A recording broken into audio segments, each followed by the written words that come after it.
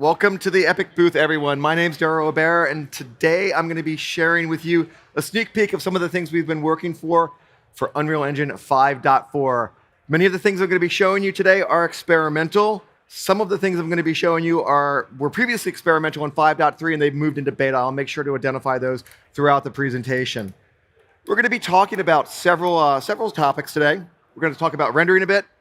We're going to cover animation. We're really serious about animation inside of the engine. We've been animating everything in Lego Fortnite using the editor.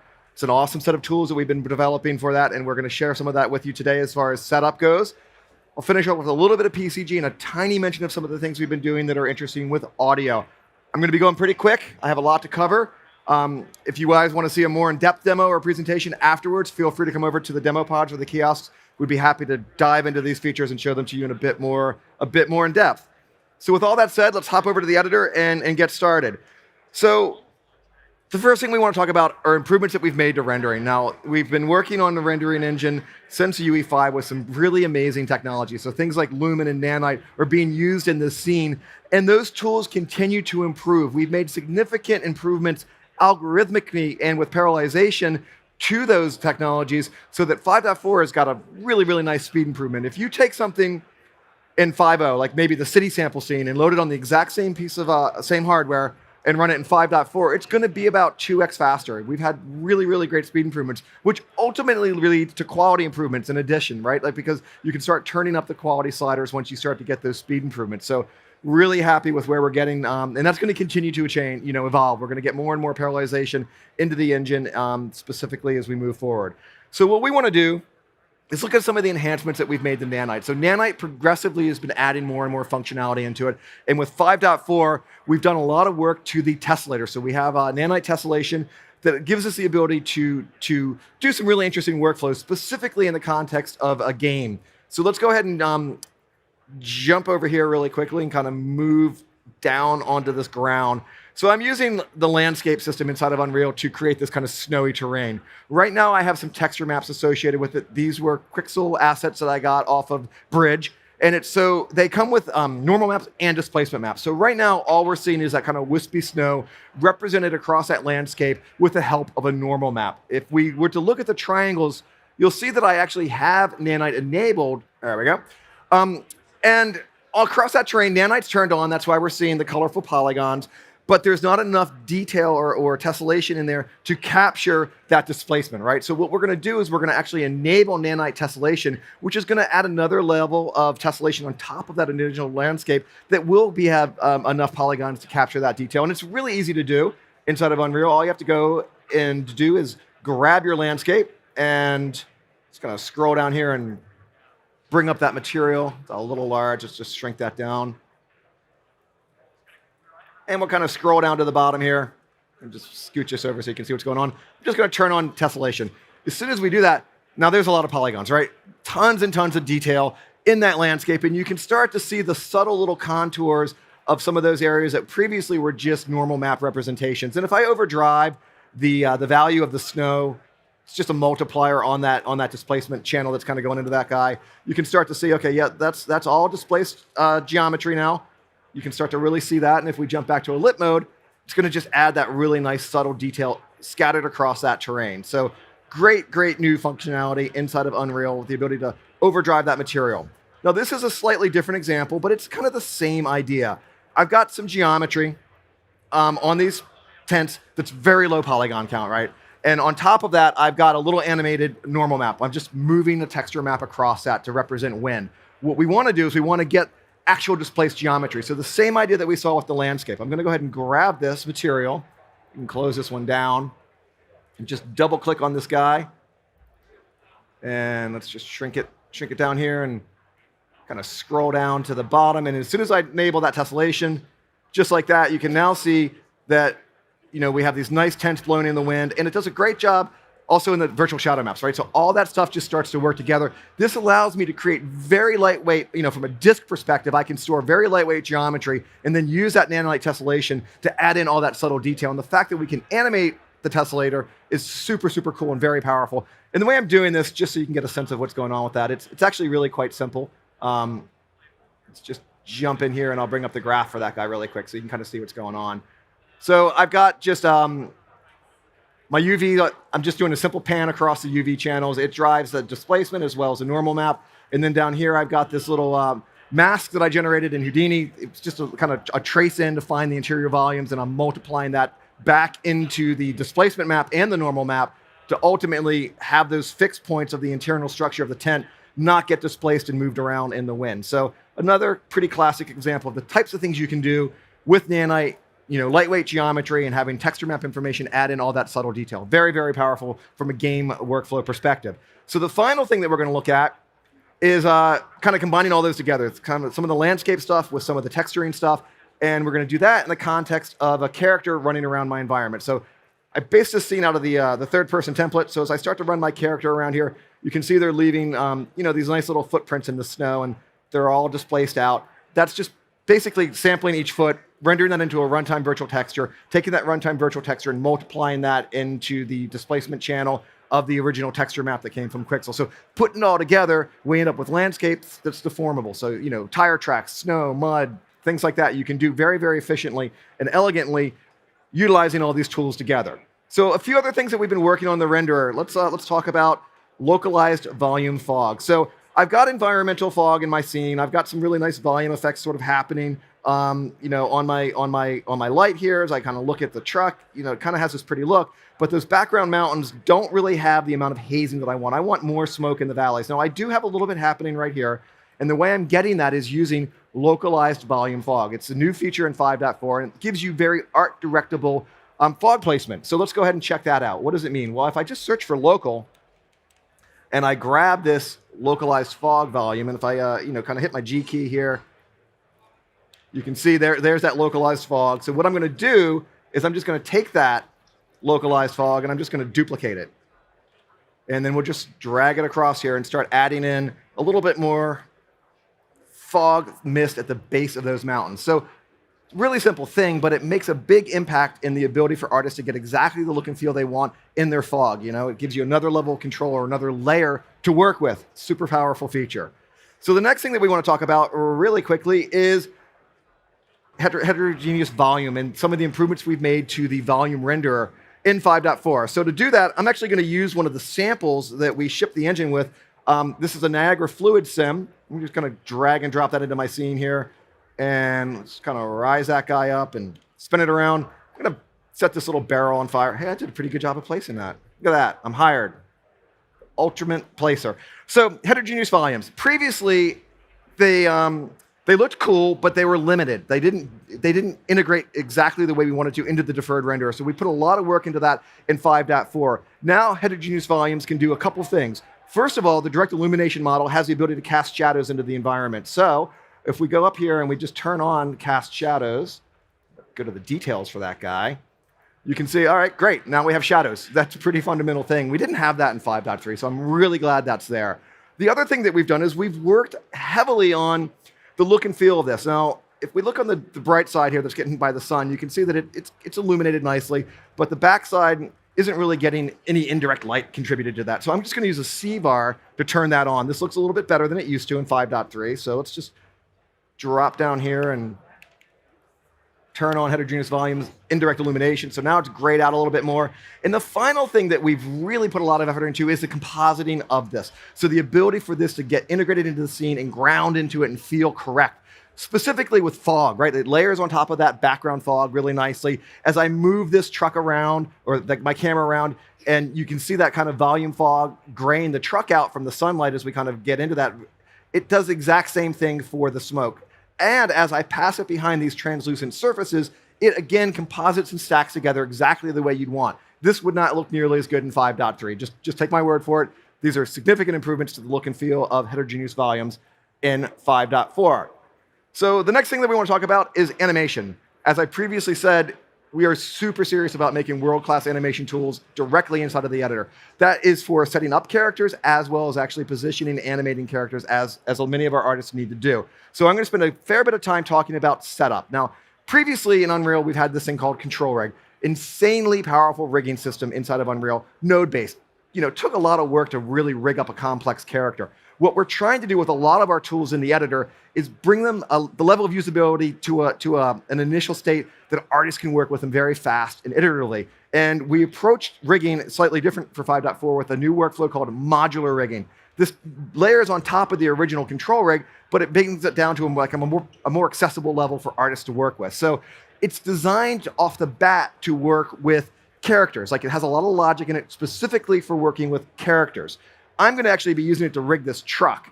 And I'm going to walk you through the process of how you can take it and kind of break it apart and use some of the functionality inside of there to do some non-character based things for it. Because I think cars are characters too, in my eyes. So let's go ahead and get this guy into the modular control rig workflow. We'll go back into a folder where that truck kind of lives. I'm going to create a new control rig. I'm going to tell it to be a modular control rig as my panel that I want to load up. And I'm just going to not even bother naming this stuff because I'm in a rush. So looks like a standard editor inside of Unreal. Let's just switch this view over here to tiles. And the first thing that it's doing is it's prompting me. It's saying, hey, what do you want to rig? Well, I want to rig this skeletal mesh down here kind of toward the bottom. I want to grab my proxy truck. Now, one of the really interesting things about modular control rig is when you're working on it, you can transfer the rig from one skeletal mesh to another skeletal mesh in a click of a button. It's super, super fast. So what this means is you can start the rigging process very early on in production, right? You can rig a proxy vehicle and all that work will propagate downstream into your final assets. I also like to use proxy geometry a lot of times when I'm rigging because it's just easier for me to look at, right? Like, I don't have to have that big complex truck with all the textures kind of distracting me. I want to look at a simplified version of my geometry and my bone structure to make it easier for me to rig this kind of stuff up.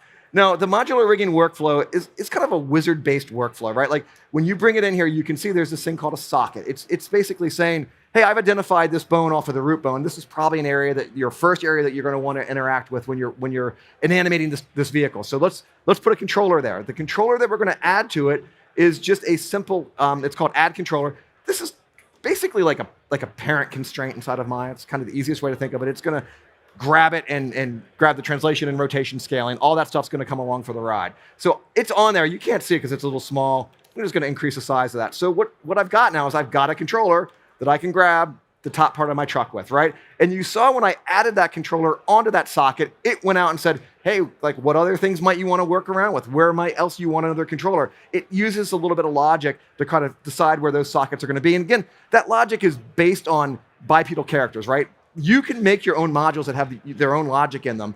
What I'm going to be doing is I'm going to be manually adding sockets because I'm just going to be hijacking this thing called piston. Piston is a workhorse of a constraint system inside of modular control rig. It's basically two aim constraints pointing at each other, two bones with an aim constraint both pointing at each other, and that's all you need to rig up this truck. It's a very, very powerful feature. And I'm going to slow down those tooltips so they don't pop up quite so often. So tooltips summons delay. Guys want to use that C-bar all the time, because then you don't get all those pop-ups. But then if you wait, 6 seconds, I will get the pop-ups. That's the pro hidden tip for the day. I should have done that before I started the presentation. Anyway, we want to move forward. We want to rig up these pistons. Actually, let's rig up the front wheels. Solid axles are kind of tough to rig in a traditional rigging system, right? I want to, as an animator, just grab a wheel and position it. I want the other wheel to kind of counterbalance itself and know what to do. That's actually really easy to do with a piston. So let's check out how that workflow would look. Let's just grab this bone, and I'm going to look at my rig hierarchy. You can see I got axle start. I'm going to right-click on that, and I'm going to say, you know what? I want a new socket right there. Give me a socket to put one of these modules on. I'm going to grab out that piston, drag it and drop it on there. Now, as soon as I do that, it's added it. You can see over here in my modular hierarchy, it's there. You can't see it in the viewport, and that's just because the controllers are a little bit small. So I'm going to make those big because I want to be able to grab them kind of near my tires. Now, I've got two controllers that just showed up, and they're gray.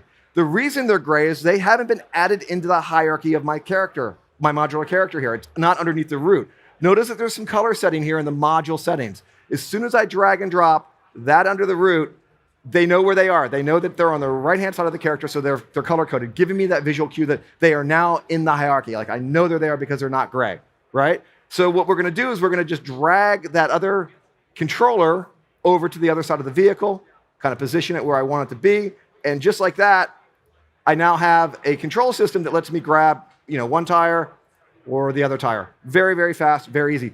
You could do this in Control Rig. Yeah, of course you could. You could do it in Maya, Blender, Houdini, wherever. It's really, really fast to do it here. An artist can do it in a matter of seconds here. And that's the real power of the modular Control Rig. So to finish this guy up, I'm just going to add a couple of more constraints, more modules onto these shock absorbers. So we'll grab that one. We'll grab that one. I'm going to go back to the original rig hierarchy, and I'm going to say, you know what? I need sockets. These are things I want to interact with. I'm going to go ahead and just grab that piston, drag and drop it on top of there. And again, it's made it. You can't really see it because it's a little small, but I'll just increase the size of that, and we'll just drag and drop that again underneath the root.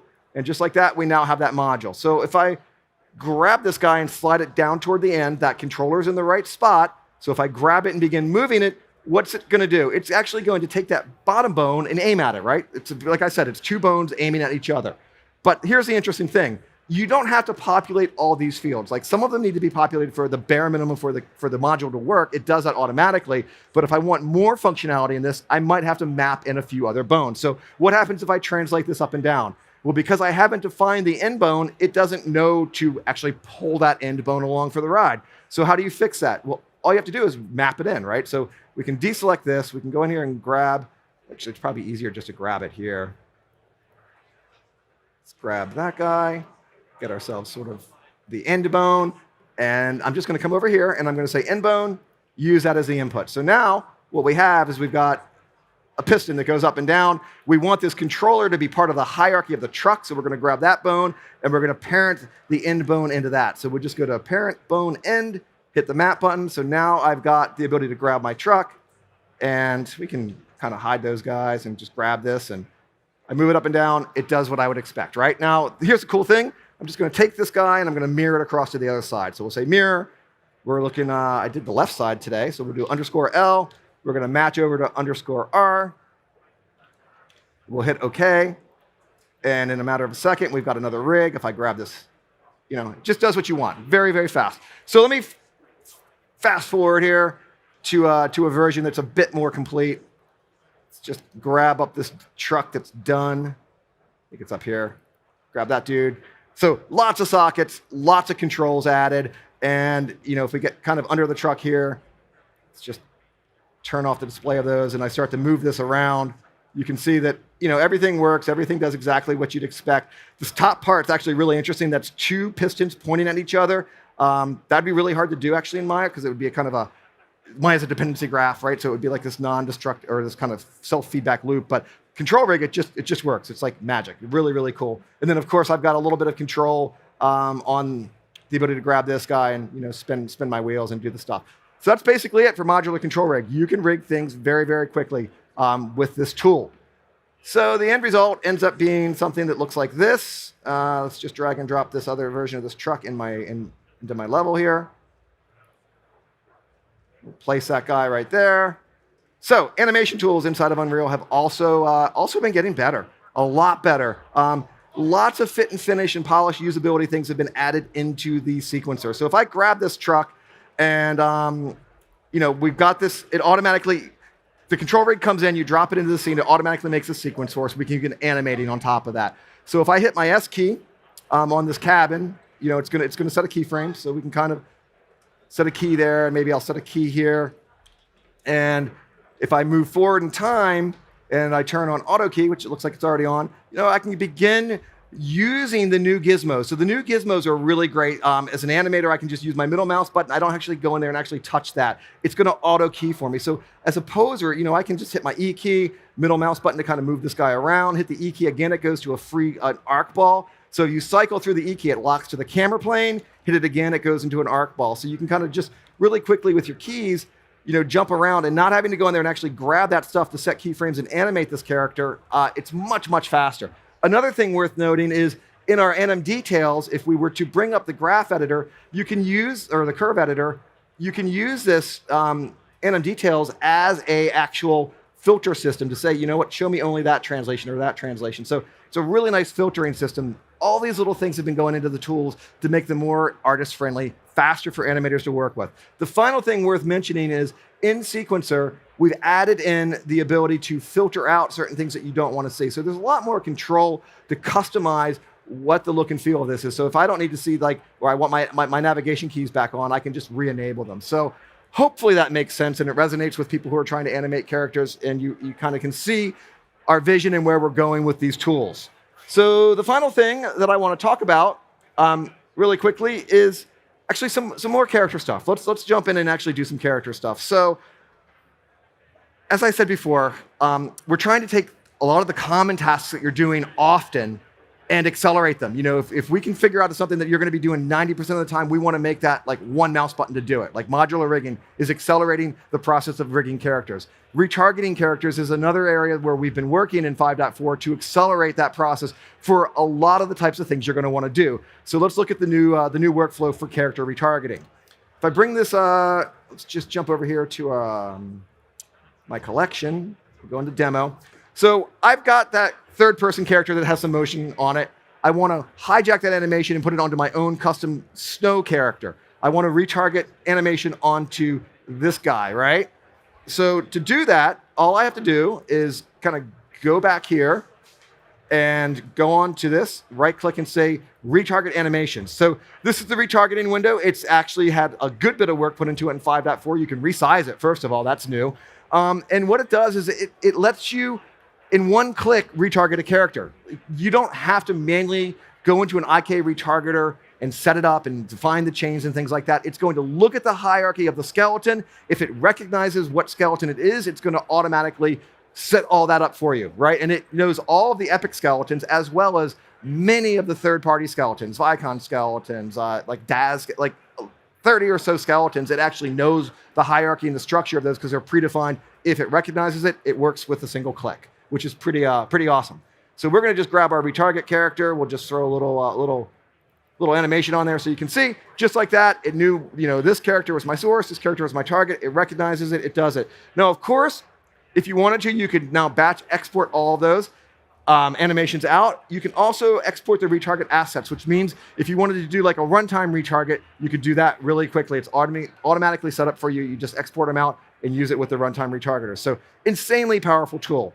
Now, previously I just loaded up the skeletal editor of that character. Now, the skeletal editor is also moved into beta. So we introduced this and we had some nice functionality in there previously in 5.3, but it wasn't fully featured. And we're starting to get there. We're going to keep adding more and more into this tool. The main thing that for me, the main improvement is when I'm in edit weights now, I can actually go into a bone mode, select a bone and rotate it and begin painting in context. We couldn't do that previously. So I can go in there, select the bone, start playing with the weightings. It's also worth noting that if you wanted to, you could go ahead, like if I wanted to, paint some white over there or something like that. If you wanted to, you could actually load up an animation asset and see and preview the animation of the weighting work that you've done in the editor. You don't have to leave the editor. So again, it's these subtle little fit and finishes thing, but they make the things you do every day in the tool a lot easier, a lot faster, a lot less friction. That's really what we're driving for as we continue to work on Unreal Engine.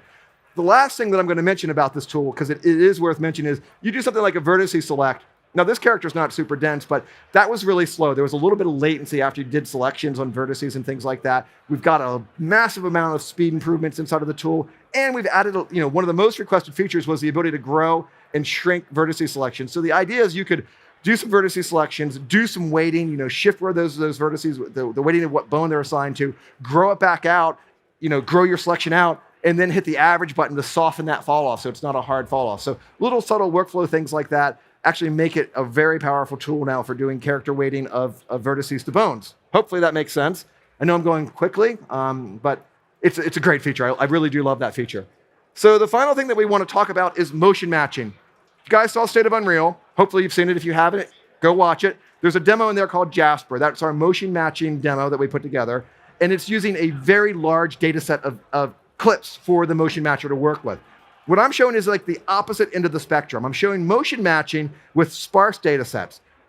And it still looks great. That's the point. It can work with very sparse data sets and still be really an amazing tool for handling character animation in runtime, So let's check it out. Let's see it in context. Let's go ahead and jump over, switch our mode to my snow dude. We'll get rid of that. We don't need to see that. And we'll hit play. All right, so here we are. And as I run my little guy around, you can see I've got these nice arc animations happening as I run this guy. If I do some starts or some stops, really good transitions. And this is using, again, a very sparse data set. Let's go ahead and jump back and I'll show you the clips for this. It's using 12 clips. It's ridiculously good looking animation for this limited number of data sets. The ability for it to transition and match and select the right clip and do the warping and the blending and make it just all look great for 12 clips. Amazing. So and here's a fun thing. Like if we pull up the database, you can see here's the initial database. This is it. It's just it's a few arcs, couple starts, couple stops. Not a lot in there. And it really is, even though it's a simple example, it's actually doing some very sophisticated things. We're using the root bone offset for the initial kind of local motion. And that's a new experimental plugin. Off of that root bone offset, where then the motion matcher, it kind of gives it the angle, and then the motion matcher selects the correct clip based off of that angle off the root bone offset, and then it does like a little bit of blending and warping and magic, and it just gives you these really nice animations. Now, a lot of times when you're dealing with animations and motion matching, you're going to want to, as the animators are fine-tuning those blends and things like that, there's going to be areas that they're going to want to investigate and maybe finesse and modify that animation. We have some great tools for helping facilitate that directly inside of the editor. So let's check that out. This is the Rewind Debugger. So if we type rewind, it's hard for me to spell, but I can do it sometimes. We get this tool, and in this tool, if we go ahead, it's already queued up. If I hit play, there's my character. I'm going to hit F8 to kind of jump back out and turn on the record button. We'll hit F8 to jump back in, and I'm just going to record some clips. So as I run my character around, you can see it's recording all this cool data. He's doing his thing. Let's do some arcing, kind of run and do something like that. Great. If I hit the pause button, I can now go back and scrub through this and see what's happening. Of course, I can decouple the camera. I could tell it to, follow based on a certain angle. Like if I want my character to only see the back of them, I can run around this guy and kind of, oops, I didn't click the right button. But anyway, the Rewind Debugger gives you the ability to inspect what's going on, see the blends, see the transitions. And if you need to make a change, it's just a mouse click away. If we double click on that clip, it's going to load up the animation editor specifically on that frame. And now as the animator, I can go in there and start to change or make modifications to that to improve the quality. So awesome, very, very powerful tool. The final thing that I'm going to talk about is audio. And actually PCG, because I have to mention the PCG stuff because it's super cool. Let's just play this. Let's stop this and we'll play it around here. Actually, we're gonna do PCG first and then we'll do audio. So if you look at my landscape, there's areas that are flattened around the bases. I'm using a very simple PCG setup to do this. I'm basically taking landscape patches. They let me flatten it down. I'm finding the volume of that landscape patch in the outer perimeter, and I'm doing a difference of those two. And that gives me the ability to basically get the border of my base, right? Every time I start my level, I could run a random seed, rescatter my buildings. I'm going to get a new base drawn with a new flat area for my character to run around with a new border that's defined. And because it's done with PCG, it just works, right? So if I was to grab, I don't know, something like, here, we'll grab this building over here, and I start moving it around, you're going to see it's going to go through. PCG rebuilds the flat spots, or the landscape patch plugin rebuilds the flat spots. PCG uses that as a reference, and then it builds out off of that. And if I hold down my Alt key, actually, because I have the gizmos on, Alt does not work. If I duplicate that and slide it across, add another building in there, it just goes through, it just works. Very, very powerful feature. If you want to see the graph, come over to the pod and I can walk you through that a bit more in detail. So the final thing that I'm going to mention is audio. We're doing really cool things with audio inside of Unreal Engine, and we have been for releases. In 5.4, we have a great new tool called the Audio Insights tool, which lets you get a nice view of exactly what's happening with all the different audio clips in your scene. In my scene, I've got meta sounds kind of giving me the snow footprints. I've got some cool ambient sounds around my environment. I'm using soundscapes inside the hangar, which we're going to see in just a second. And I'm also going to use a C-bar to turn on the visualization of those audio cues as they happen and I run around my scene. So if I run my character, around my environment here, you can see every little footprint that drops down. I get that little visualization that happens. We jump into the hangar, enter the trigger volume, triggers a meta sound. I come over here, I look at this computer. That guy's playing a sound. That's the actual background sound of city sample, all made in meta sounds using, and I basically just grab that in there. And then you can see just randomly little things dropping around here in my environment. Those are like little drips and things like that. That's all using soundscapes. And of course, all the information is being displayed in that Audio Insights tool. So it gives you the ability to get information about what's happening and work with it at a very high level. That's basically it. All right, thanks for your time all. If you want more, come over to the pods. We'll be there. Cheers.